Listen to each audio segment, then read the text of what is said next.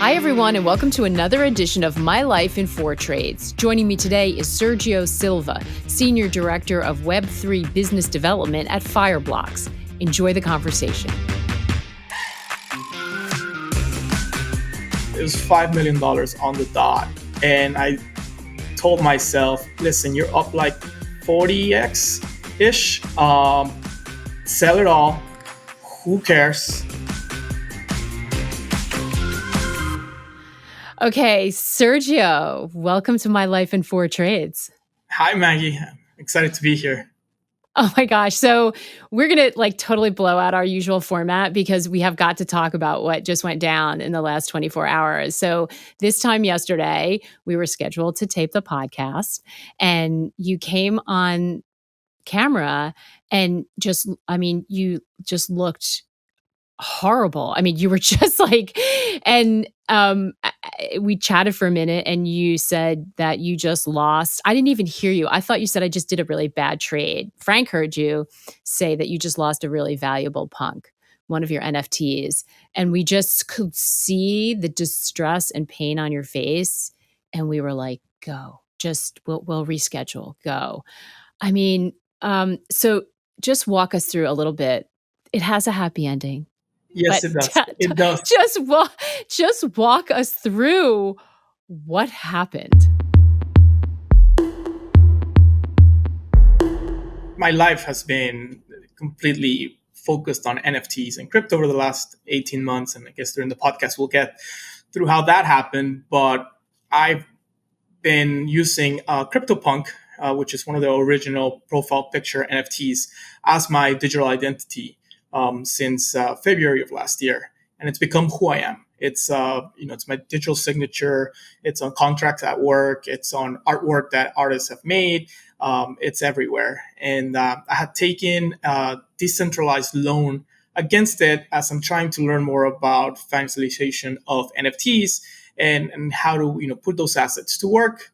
I put that loan on July 4th, and it was 30 days. I marked it on my calendar as being due on August 4th, which is today. And then yesterday, I got an email as I'm sitting here, I'm working, I get an email that says, your loan has been foreclosed. And my stomach dropped. And the loan, since it was in a smart contract, it's a decentralized application, was due yesterday. And I didn't notice. And so the lender was given the punk. And that's it. I just felt like my world completely turned upside down. And it's incredible that it was such I don't want to say a small mistake, but it was really just kind of like an admin mistake, right? Just miscounting the days, just not being aware completely. Probably because like the rest of us, you're multitasking like crazy.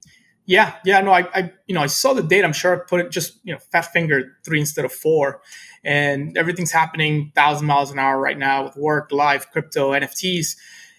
And that's it. It was one of those kind of like the double-edged sword when it comes to decentralization and being 100% in charge of your assets and your actions. And, I never thought it would happen to me. I wasn't hacked. I didn't fall for a scam. I just pretty much pulled a self-rug pull, I guess, if you want to call it that way. Yeah. I actually so for people who aren't in this world, I want to read the tweet. You were tweeting about it almost immediately. And I was really struck by your tweets. And one of the first ones was just like, I lost my punk. I'm devastated. It was my fault. I'm totally devastated. But then later on, you had a thread that provided a little bit more information. I'm just going to read it for people who didn't have a front row seat to this drama. And you put out in a tweet, "Thank you for the outpouring. I'm going to be real. I cried like a baby when I realized what happened. I'm really mad and frustrated at myself since this was a total self-rug, right? Your fault. Hasn't been the best month of trading either. So this is just salt on an open wound. As I explore my feelings, I realized I feel very ashamed too. What kind of idiot fails like this in public? I've also felt guilty this year playing with internet money while people in the world have so little. Even if I get my punk back, I'll be down 66K, and it kills me to think that money could have gone to my nieces." There is so much to unpack in that, and we'll get to it in a minute. But one of the things that struck me And there was an outpouring. I mean, there were so many people who responded to you, who were, saying, "I hope you get this back. This is who you are."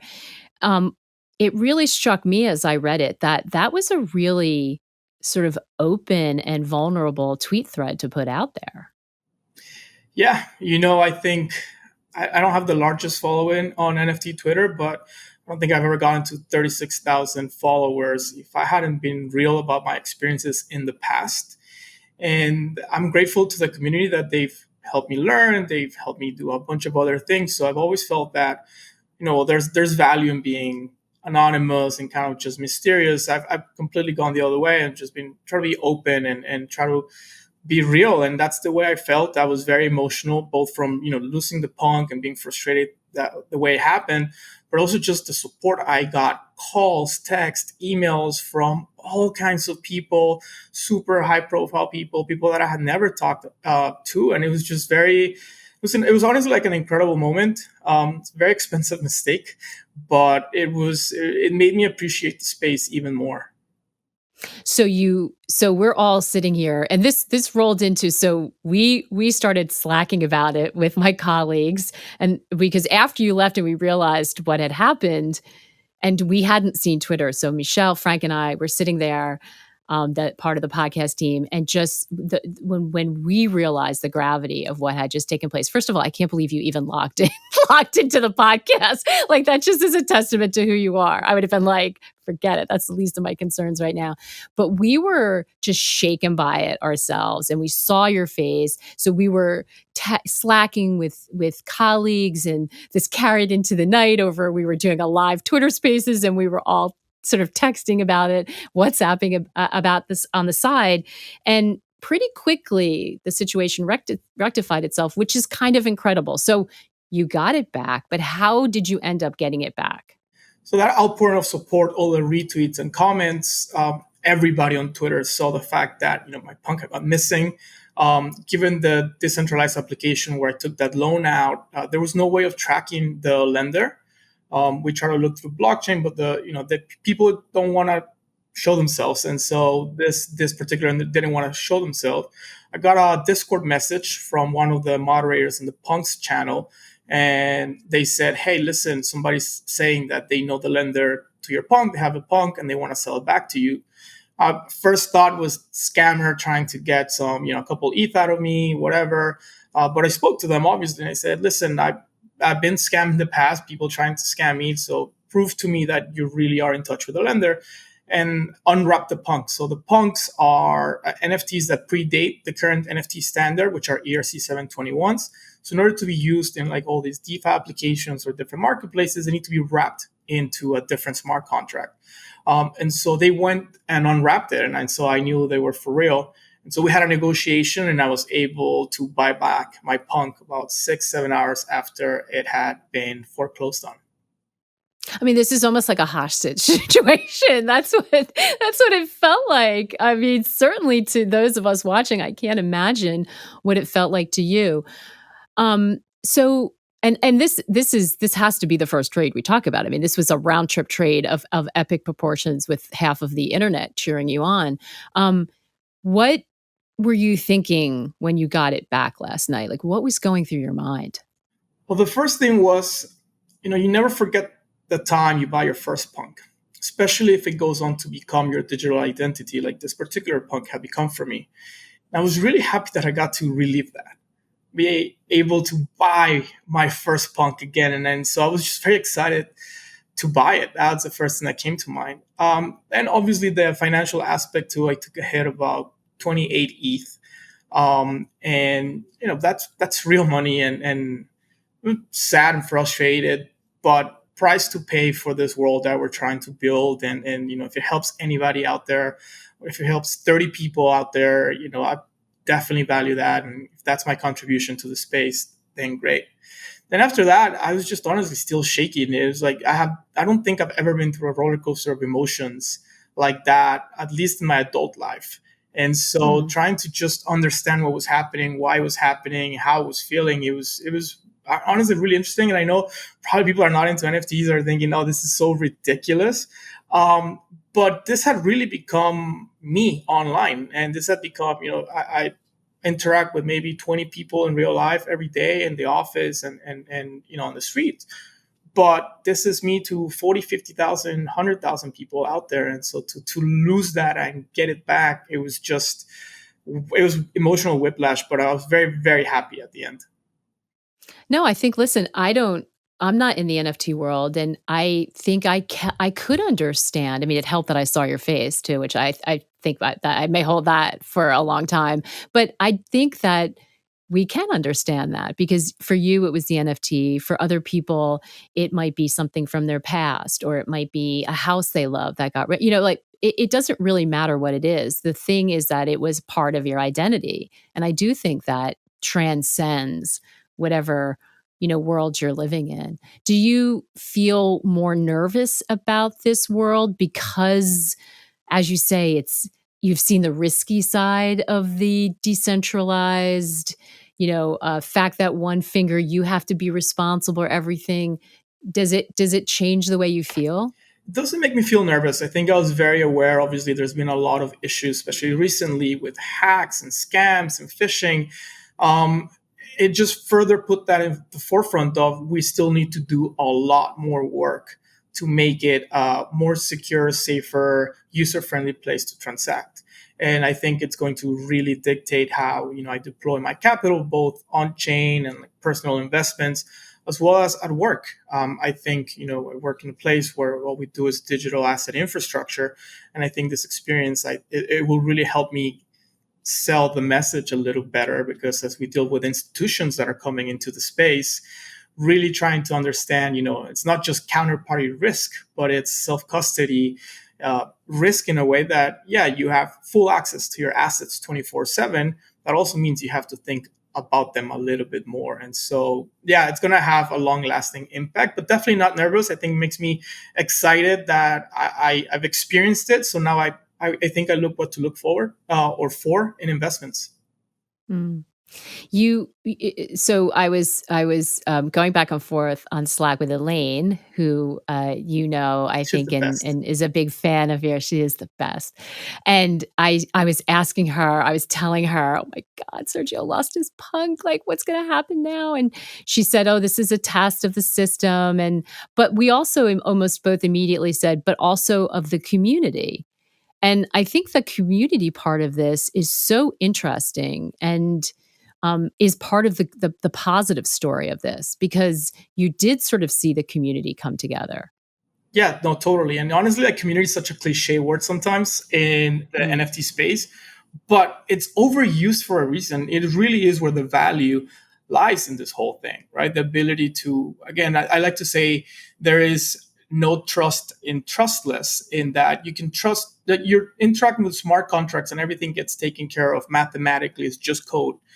But when it comes to the human element behind it, and the fact that so many people were not just reaching out and say, hey, sorry you lost a six-figure asset, but how can I help you get it back? So Punk 6529, which is kind of like almost like the luminary president of the NFT space, immediately reached out, tweeted out to his followers. He's got hundreds of thousands of followers, a bunch of other high profile friends and just colleagues of the space were quick to help the word out and get the punk back. And that really comes down to community. And I've never seen it in any other community that I've interacted with in my life. So it was honestly like super positive in that sense. And I think this is so important because as we move into this universe, and we spend a lot of time talking about sort of technicals and levels, but this is the part that is really fascinating to me. And we've had some great interviews on talking about that. And my daughter asked me, why would anybody want? I was trying to explain to her because my family was witness to the crazy chatter that was going on, and I've tried to talk about NFTs before, and again from the outside, right? I hang out with you, Elaine, and you folks. I've been in Vegas with you, but I am not in that space. But I said, I don't think it's buying just a piece of digital art. I think you're buying a community. You're buying membership in a community too. And they're really intrigued by that. But it feels like that was true yesterday. Is that an overstatement on NFTs, on owning NFTs? No, I think it's funny that you mentioned Vegas because it is like there's a big speculative factor and it is like a casino and people are buying lotto tickets all day Mm-hmm. long. But at the heart of it, the people that have been here for a little longer than that, and even those people who are just here to flip, right? There is a community. It's this internet community. It brings me back to the days of like online forums where you kind of like know these people sometimes better than your regular friends. And so I think it's just a human extension of that need to belong, to be part of a tribe, and being able to do it in a more frictionless, efficient way over the internet.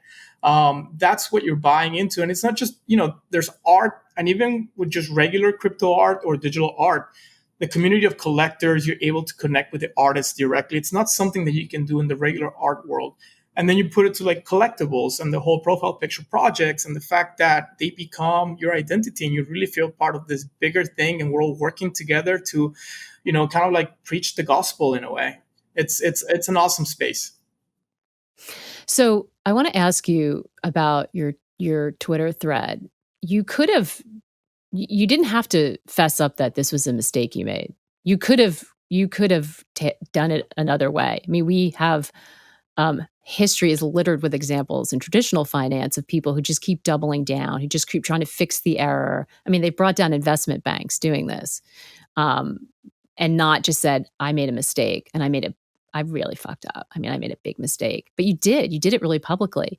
Did you think about that, or was that just instinctual? I think it was just instinctual now that we're talking about it. My life experiences, I feel like depends on the position you're in. Sometimes you can double down, if it's other people's monies or you have kind of like a more of a safety net. I have never really had that or didn't have that before. And it was all about just owning up to things and learning from them and then using those experiences to make better decisions later on in life. And so to me, especially given how many people really reached out and wanted to help, I wanted to acknowledge that and be like, hey, I'm not perfect. I really messed up. And thank you. It means a lot. Like your words are not falling on deaf ears. Like I was really emotionally, I hadn't broke down in a long time like that. And so, yeah, I felt it just kind of, I think that's who I am. And it's funny now that I'll be on Twitter forever. And it'll be good to go back to it sometimes and kind of like feel that again and say, okay, well, be Yeah. more careful next time. Yeah. Yeah, and you went just beyond that too. You talked about feeling ashamed, which is, I have to tell you, extremely unusual. For that, people have a hard time talking about that in public. Men have a hard time talking about that. I thought that was incredibly sort of brave of you to do that, and I think really affected people. And you also talked about it not being a great trading month. It's been really hard. This has been a hard period. It's been hard. I've been, it's funny because I was bearish since December and it's on my Twitter on Ether and crypto. I put everything into stables. I didn't sell most of my NFTs. I kept the high value NFTs. And obviously they lost a lot of value in dollars. So this last couple of months, I've been trying to hedge that Ethereum exposure. And my timing has just been off by honestly like a couple of days, sometimes even hours. And the movements are so wild and it's really hard to risk manage in this market. And so, yeah, I'm in a good month. It's all on chain. You can go back and look through my wallets. You can see exactly how much, I've lost this month. And there's no point in hiding. I guess it's hard. I mean, to bring attention to it, but it's there. And again, if it helps other people, including myself in the future, to go back at this time period and say, okay, well, this is what I was feeling. This is where I did things wrong. This was the wrong trade for this reason. Then, it's valuable at some point. So we're going to reverse. We've completely flipped this. So I'm going to count the NFT round trip, the amazing NFT round trip as your first trade. This is actually your second trade, and that is holding your NFTs through this period. And you did, I mean, by my calculation, we're talking millions of dollars. That's a hell of a lot of money to lose. How are you mentally dealing with that? And has that answer changed if I would have asked you that 24 hours ago based on what just happened? I don't think the answer would have changed. So I started with 10,000 in February when I bought the first punk. The first punk, the punk from yesterday was $10,000 Valentine's weekend of 2021. Then I bought other punks, other pieces of art at the peak. I remember one day I woke up in the morning, Saturday morning, very early. I looked at my portfolio, and it's hard to price every NFT, but you get kind of like an idea. It was $5 million on the dot. And I told myself, listen, you're up like 40x ish. Sell it all. Who cares? And just go buy yourself a ranch and a 911. But I felt like it would be kind of me turning my back on a community that taught me so much and everything. And I actually ended up buying two more pieces that day for $80,000 each. And that was the absolute top. I wrote it down again. I was short or bearish Ethereum through almost since November, December. So I was in stables and I was feeling good about the fact that I called that right. And I wasn't really too much worried about the dollar value of the NFTs. Yeah, they were down, 35% in dollar terms, but I still was up in Ether terms and still up massively from my initial buy-in. So you're still, it's kind of like, okay, well, house money. And yeah, obviously with the drops in like March, April, May, those $500,000 punks became $300,000 punks, became $100,000 punks, became $50,000 punks. And so I actually bought more then because I believe in them and wanted to take advantage of it. But yeah, the mark to market is pretty brutal from the high water mark. How do you deal with it? I think I was ready for it in that I knew Ether was going to come down. And that's what I was trying to fix with now shorting Ether against the punk to hedge the FX.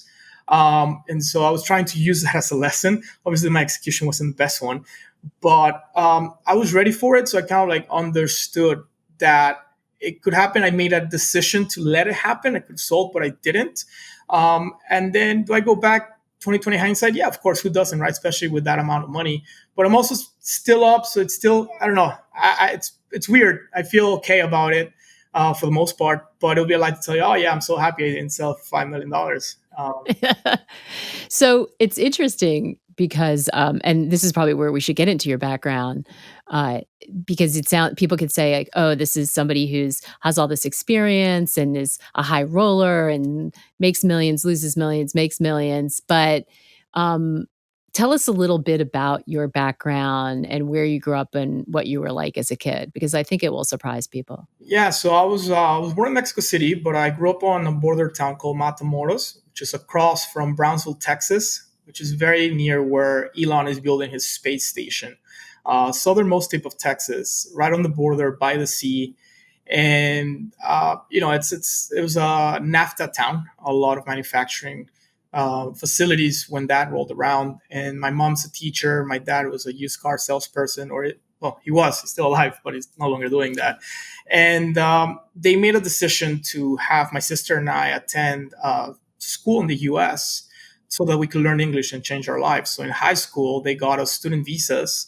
And we would wake up in the morning in Mexico, have Mexican breakfast, which is great, by the way, drive across the border every single day, go through customs and immigration in the car, and then go to school in the States, which, everything was alien to us, from the culture to the language. Go to school, learn English, then come back. And over a couple of years, integrate into the regular American education system. And so I would say that the best trade I was a part of, it was my parents who put it on, but I learned English, and that completely changed my life. I went to school first in Mexico for college. Again, my parents didn't go to college. So it was hard to understand this whole, application system and like the student loans. It wasn't, we didn't know. So I went to school in Mexico, and later on, I transferred over to school in San Antonio, Texas, UT San Antonio. And that's where I finished my college education. But, going back thinking, it was that decision to study in English, which was the first time I dealt with FX risk, because obviously the Mexican peso moves a lot versus the dollar. And I had seen the devaluation firsthand. Real estate in Matamoros used to be denominated in dollars, but obviously you're making pesos. So the value of our home went up, kind of the mortgage went up 3x in my parents' faces because it was in dollars, but they made pesos. So that's something that just sticks with you and you'll never forget it. Everything is, you think about it biculturally, by language, in both languages, and then both currencies, pesos and dollars. And that's why I ended up in FX, I guess.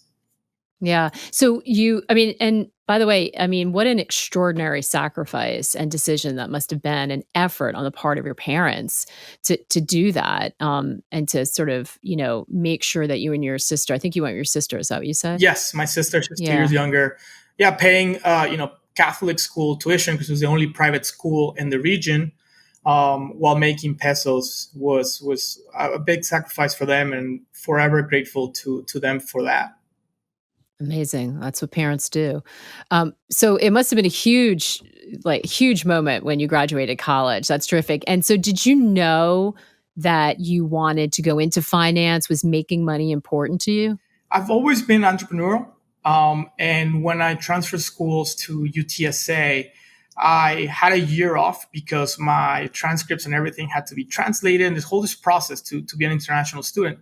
So during that year, I would sneak into the library of the school and read books on business.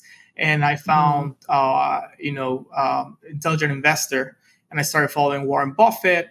And I kind of just decided, hey, I want to go do this. And I actually went to the Berkshire Hathaway shareholders convention one year in Omaha because I had read that if you were an international shareholder, you could meet with Warren and Charlie.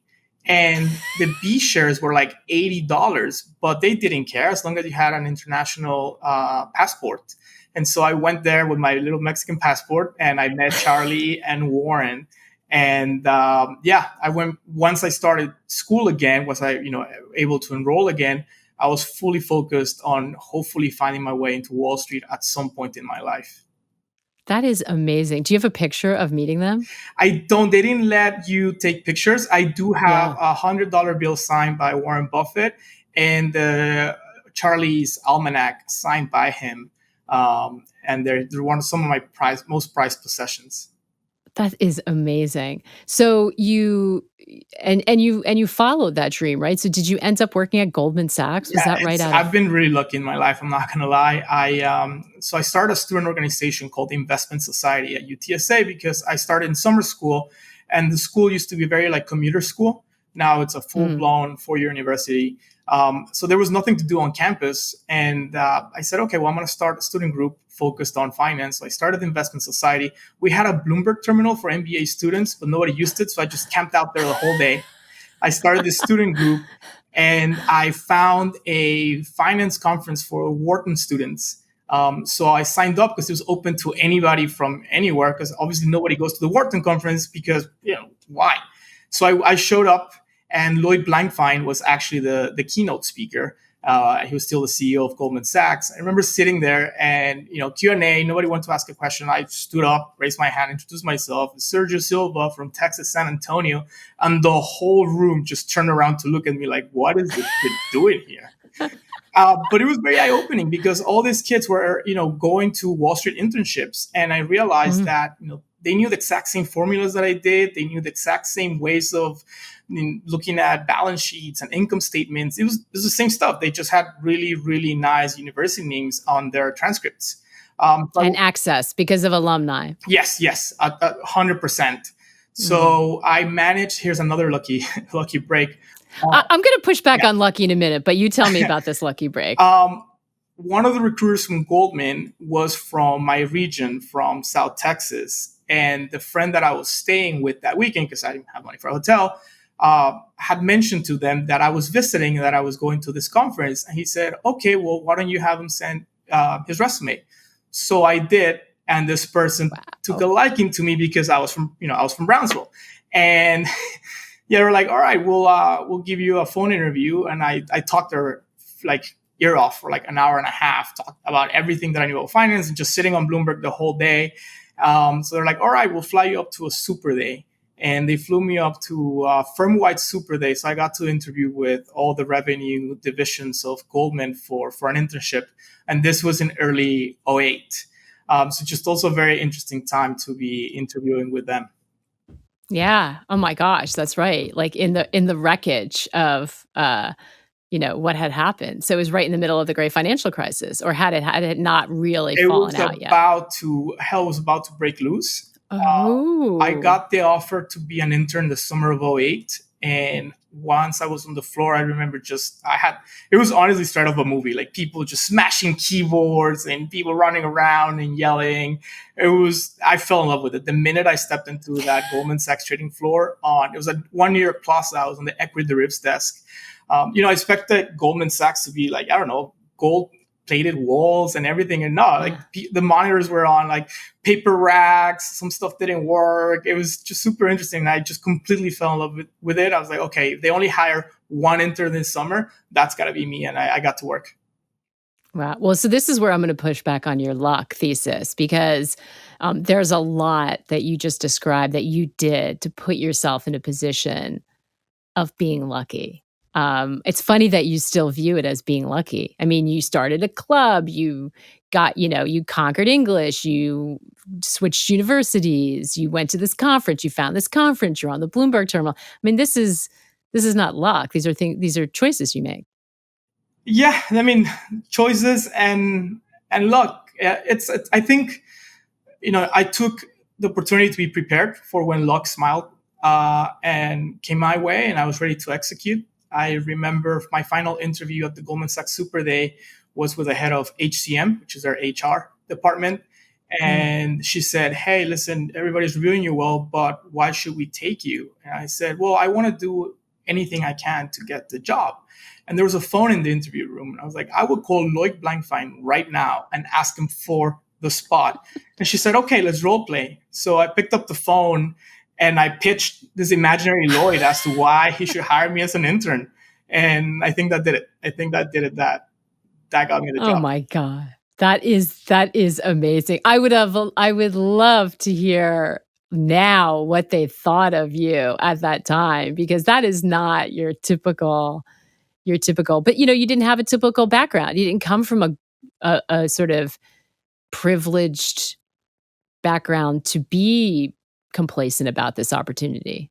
Yeah, and I noticed that during the Super Day, a lot of the other candidates, they were really stressing out. They were really thinking about the best answers, and you could see that they had been really trained by the career services office, whereas my career services office had no idea what Goldman was. And so I just approached it like where I approach everything, which is just being myself. I thought that was the peak. I'm like, okay, some people peak in high school. This is me peaking right now. Goldman Sachs flew me up, put me in a hotel in Times Square. Thought Times Square was the biggest thing ever.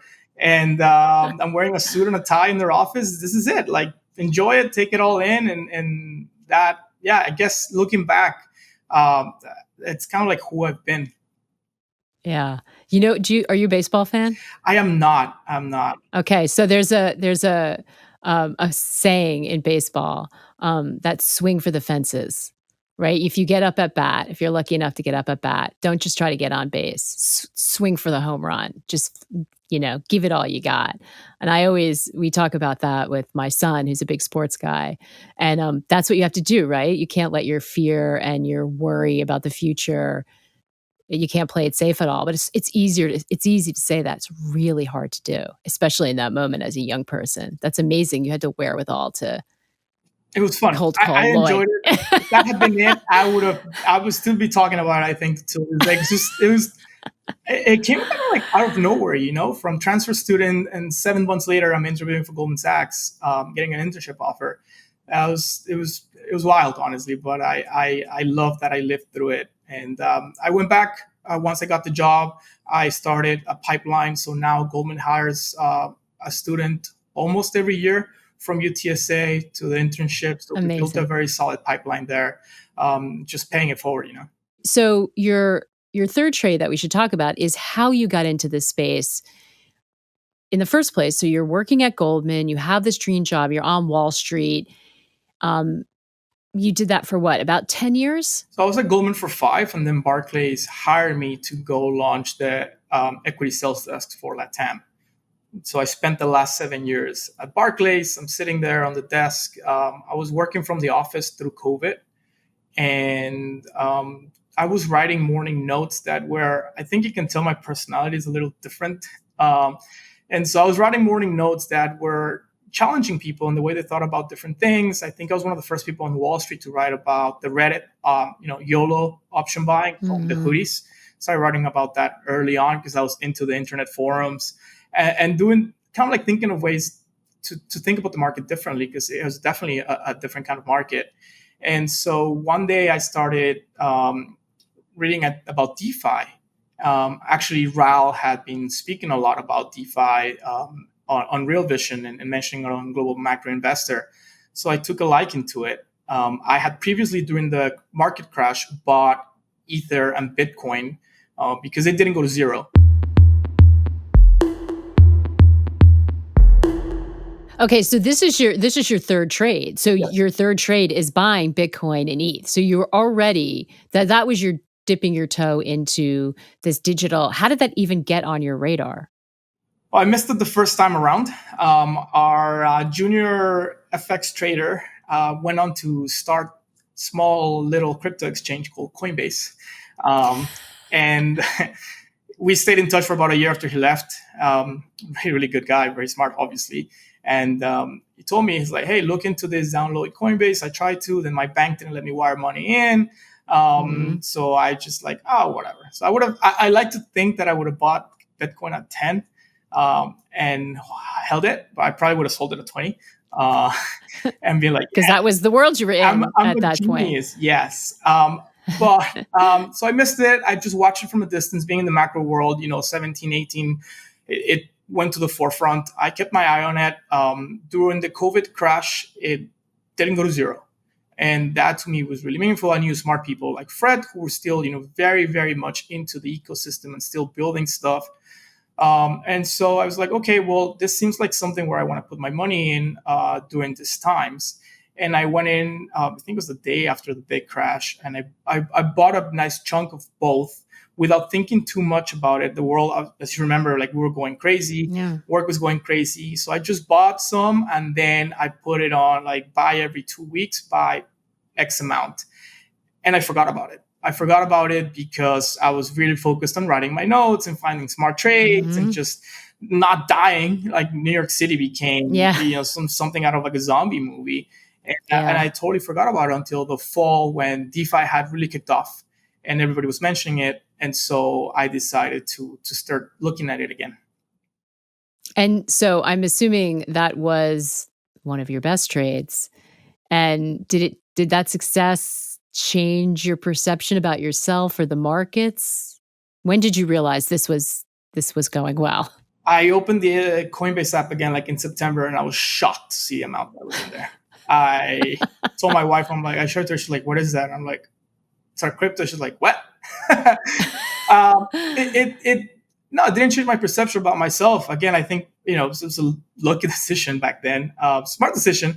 It made me want to look more into it. And I really started digging more into DeFi. I reached out to Raw. He sent some material over. I started reading more, subscribing to newsletters, and starting to read more news about crypto and research a little bit more, which changed my life in that it led me to the industry and to NFTs.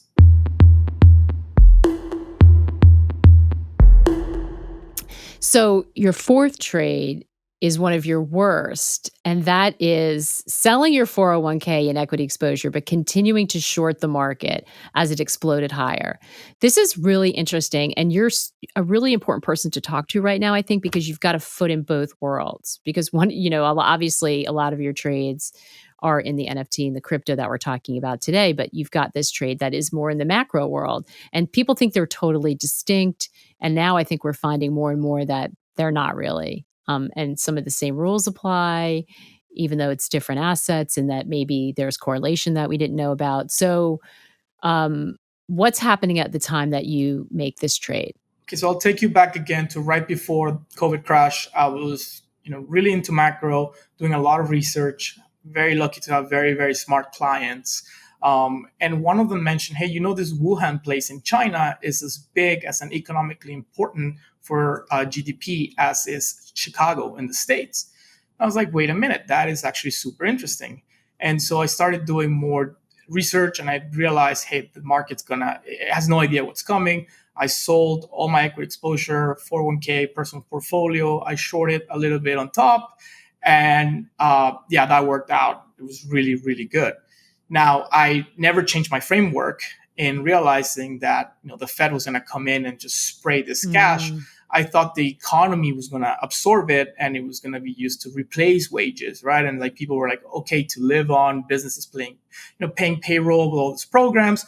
I never thought it was going to flow into financial assets. And so I kept shorting the market, the equity market. April, May, June was very, very painful. And that's where I learned that, fundamentals defeat the fundamentals in the short term. And that the Fed, really did a good job in helping the market and the economy feel better. And so funny, what made my crypto trade work out great made my equity trade, just completely go in my face. And again, I wasn't paying attention to crypto. And so I think net, that moment in time was positive for me, but I was really bummed out that this whole, I'm like, oh, I'm really good at macro, I'm really good at equities. Yeah, that did not work. And so I felt a pit in my stomach when I realized that, I was so wrong. And that was my worst financial trade to that date before I lost the punk yesterday. So, I mean, shorting anything is really hard though, right? Because traditionally shorting markets is tough because it can change and you can be really, really squeezed. Yeah, for sure. And I had never shorted anything before, except for in February. And so recency bias was like, well, you got it really, really right. Why should you not be right again? And so it made everybody I spoke to felt like it was the right trade. I think everybody got their faces ripped off. So people turn around a lot quicker than others, like myself did. But yeah, I realized, that's why I think shorting it's kind of such like an art even. Not really to be tried, but just almost anybody. It also really messes with your head when things really start going wrong. And it's hard to just take the loss and move on. Yeah, it really is. So what do you think you learned from that? What was your big takeaway from that trade? Keep the recency bias on check. So if you did well recently, don't assume it's going to work again. Exactly. That I think was the biggest thing. And then the other thing, just look at what everybody else is saying. I was really focused on listening to like 3 or 4 smart people, but then the other 96 people in the room of 100 were saying, oh, we're going to rip higher because there's all this money coming into the system. So I thought, no, I'm smarter than you guys, which I wasn't. And by the way, like short term is all flows. And so the flow was extremely, extremely one way. And you could see it. You could see it in the data. And it was like staring me in the face every single day. You can see the YOLO call buying that was driving up valuations and everything. Nothing mattered. It was just people degenning with their stimulus. And totally missed that because I felt like they were wrong. And I was the one who was not really paying attention to the full picture. So do you think you have a better understanding now, like as you learn these lessons, do you think that informs your future decision making? I would hope so. That's the goal, to learn from the mistakes and apply them. But I also realize, it's not always the case. And we're really good at fooling ourselves, I think, not just in financial decisions, but in a bunch of other decisions. I think we're, hopeful by nature.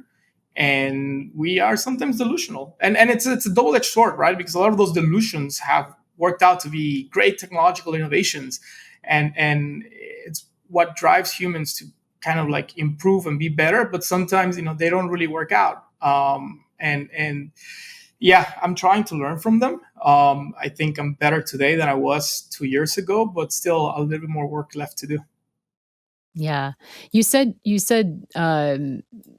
something in your tweet threads as well about feeling guilty about playing with internet money when so many people in the world have so little. This is a theme that is consistent with you, isn't it? Yeah, I mean, I grew up in a very different environment. Never felt like we were missing anything. My parents always tried their best to give us everything we could. But I remember, vacation, my sister and I were super excited. One year we went to a Motel 6 for vacation, and we thought it was a resort because it had a little pool. And then the next year we got upgraded to a Days Inn. And it was even better because they gave you coloring books at check-in. And so, obviously going back and thinking, wow, it was such a different world. So yeah, when I take a step back and I look at everything, at the end of the day, and it's like, that's a lot of money. And there's people out there that really need the money. And this is just a game at some point, right? And do I need a JPEG to be my digital identity? Well, not really. I got a roof over my head. I got food. I got health. And so sometimes I do feel like, wow, there's maybe, and it's become also kind of like a reason to do it. Like I'm going to make all this money because I want to help my family. I want to set my nieces up for life. I want to make sure my parents live out the rest of the days in the best way possible, just the way, they did for my sister and I. And so it's like, okay, I'm going to keep on going for that. Like, I don't want cars, watches, houses. Yeah, they'll be really nice to have. Don't get me wrong. But, a happy, healthy family, I think it's what drives me. But it's that kind of like, okay, it's still a lot of money. And so it plays to both sides, I think. Do you think that you have some people, it's a funny business to be in if you have this fraught relationship with money, because it feels bad when you lose it, but sometimes it feels bad when you make it too. Yeah, I've never felt bad about making it. Well, that's good. Yeah, I think that'd be really that's good to hear, Sergio. That'd be really challenging. But maybe what to do with it when you make it. Maybe that's a better way to put it. Yes. And for sure, one of the reasons why I came into crypto, other than, getting lucky and buying at the bottom, was it was so easy to send money back home to my family. You could do it on a weekend at 8 p.m. before, especially during COVID. It was hard to go to the bank. You needed an appointment, and sending money to a border town in Mexico requires all kinds of KYT and compliance checks. So I have to go to the branch, passport, why are you wiring this money? Is it over $10,000 when this like the treasury? And it's like, I'm just trying to help my family, And so with crypto, you don't have that. Send money to my mom's Ether wallet. She framps it via Mexican exchange, and that's it. And so, yeah, it's again, both sides. There's really, really good things as well. Well, Sergio, I think it's going to be really fun to see what you do. And I hope that we get to talk a little bit more about that, because I think that you're not the only one. I think there are a lot of people who are using this opportunity to try to build something fantastic. And I encourage them all to get in touch with us, because I think we need to hear more about those stories. Sergio, it has been such a pleasure. Thank you so much for being on My Life in Four Trades. Oh, thank you so much for the opportunity. And, I love the Real Vision family. And so thank you very much for letting me continue to share my story in bits and pieces here and there. It's been an awesome afternoon. All right, that's a wrap on this week's edition of My Life in Four Trades. For more on the series, visit realvision.com/My Life in Four Trades. Make sure to use the numeral 4. Hey everyone, if you like this podcast, you should check out the full finance journey at realvision.com/RVPod to get the full view of what Real Vision is all about. A video on-demand platform you can watch anywhere. Our members get daily videos and analysis, plus access to more than 3,000 videos for beginners and experienced investors alike, and live events online. To get started, visit realvision.com/RVPod and use the promo code podcast10 to get 10% off our essential membership for the first year.